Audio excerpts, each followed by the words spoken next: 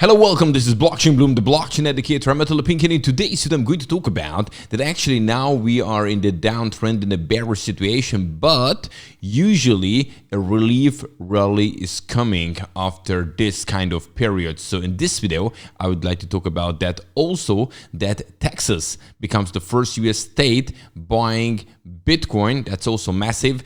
Finally, we have some data. Yesterday, the PPI and core PPI came out. The chances increased for the rate cut, partly because of that at the FOMC meeting. Let's check out the outflows and inflows from Bitcoin and other spot ETFs. Then we have US Bank is testing stablecoin on Stellar Network. And finally, Kraken is about to launch also a debit card for UK and European users. So guys, all this in today's video, and don't forget, every single day I'm bringing you the freshest cryptocurrency and blockchain news here on Blockchain Bloom to keep you up to date. So if that's important, simply just subscribe to this YouTube channel, hit the like button if you like this kind of content, and now let's do it.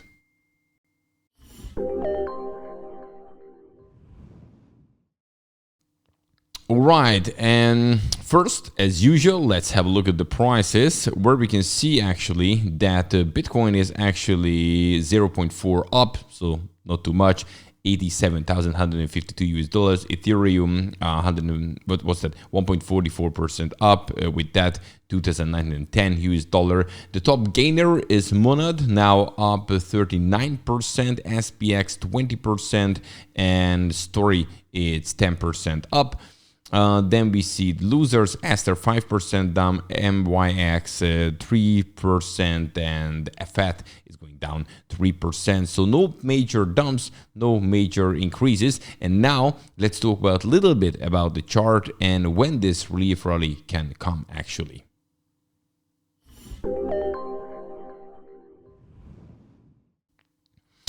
All right, so when we're looking at the Bitcoin candlestick chart, we can see that, this is here the 50 moving average on the weekly chart. As you can see now, for weeks now, we are bleeding. So 1, 2, 3, 4, and in the 5th week, we also right now in the red. But when we look back to previous periods, when we had top and then we started to come down, then sooner or later, as you can see, we have a relief rally, which usually goes back all the way to this line, maybe slightly above it, if the bear market will be the scenario what we're going to have for the next couple of months. So this is important because even if you go further back, here as well, look, we went down under the 50 moving average, then the relief rally, and then we turned very bearish. In case of bearishness, actually, I believe that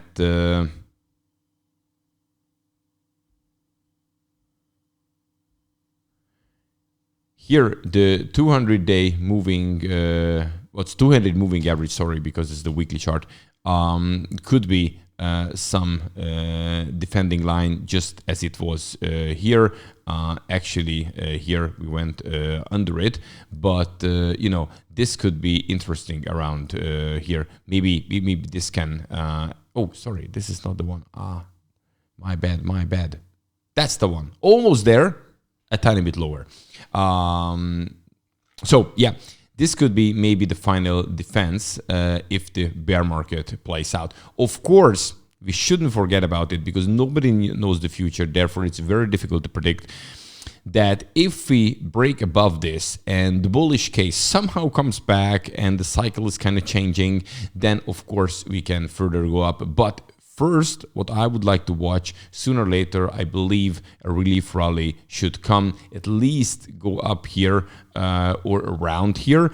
And then we're going to see we continue or we're coming back, but then you will have another chance to actually realize some profit if you haven't done enough. So this is what I'm watching right now. And overall, we have continuously extreme fear sentiment, as you can see it. And when we're looking at here hyperliquid profit and loss, when we're looking at the money printers, the smart money, so the big guys who playing with big bets, they are still bearish, slightly bearish. It's still the rackmasters, the stop loss heroes, the leverage bag holders.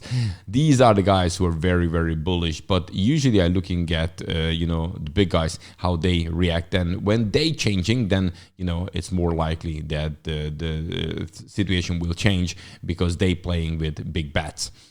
Okay, but in long term, the future is probably bright for Bitcoin and for crypto. For example, now we have the very first state, accumulating Bitcoin for its own strategic reserve.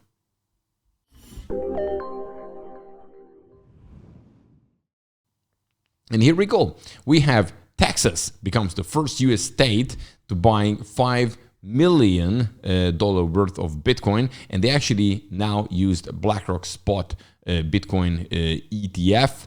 They accumulated roughly around 87,000. So actually they found a pretty good price, and the purchase was made through BlackRock's iShares Bitcoin Trust, while the state finalized the plans for self-custody. So maybe in the future they're going to have their, buying their own Bitcoin, not Bitcoin ETFs, but they started accumulate, and this is their own strategic reserve, and probably now other states going to follow. We do know that there was, election voting about it, and more states went for it, but Texas finally made it and made the very first purchase. Okay, now let's talk about data, because the PPI and core PPI just came out yesterday.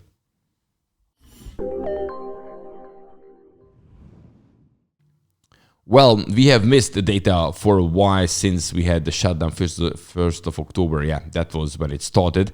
And yeah, it was over after 40-something days. I can't remember exactly how many days it was. But now data started to come out. And we have now the PPI. And actually, focus was 2.7. The previous was 2.6. And it turned out to be 2.7.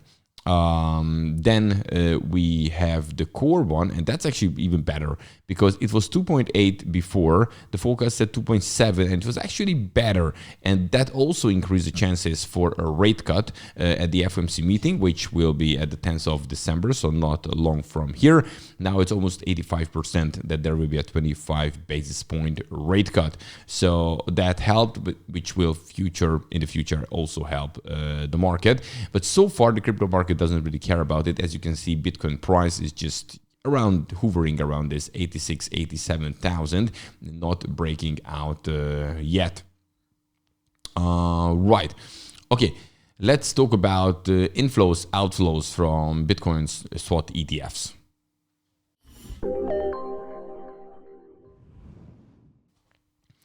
So, if you're looking at this, you can see clearly that the biggest outflow by far since launch happened now in November. So huge amount from BlackRock's Bitcoin ETF was sold for 2.2 billion US dollar just in this month, which hasn't finished yet. And usually BlackRock is the one which is not selling, at least BlackRock customers. But look at this, it's clear, like hundreds and hundreds and hundreds of millions of dollars. And yesterday we had some inflow, and overall again we had some inflow, but this should change. If this change and they start accumulating, usually then the market is going also in that direction. Interestingly, Solana is still just inflows. Yesterday they had the third largest inflow into Solana spot ETF. So yeah, Solana is still not major numbers, as you can see it here, but at least inflow. And okay, now let's talk about that more banks start to use stablecoins and blockchain.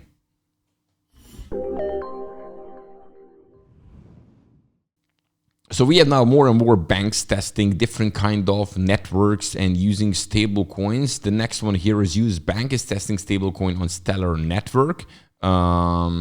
And yeah, US Bank joins Citi, Goldman Sachs, Bank of America, and others, the traditional banks now experimenting with stablecoins and crypto rails. So we can see that, you know, they understood that first of all, it's faster, it's cheaper.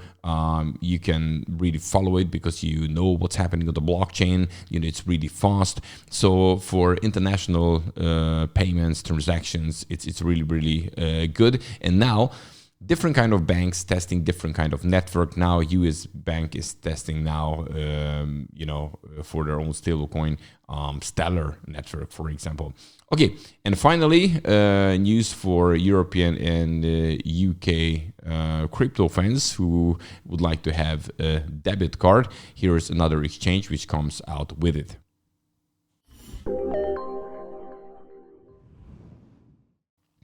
Well, now we have Kraken comes out with a Bitcoin rewards debit card, and Kraken is the latest crypto exchange launching a Bitcoin reward card product, Kraken card, which is a MasterCard powered debit card, and the card is rolling out users in the UK and the European Union.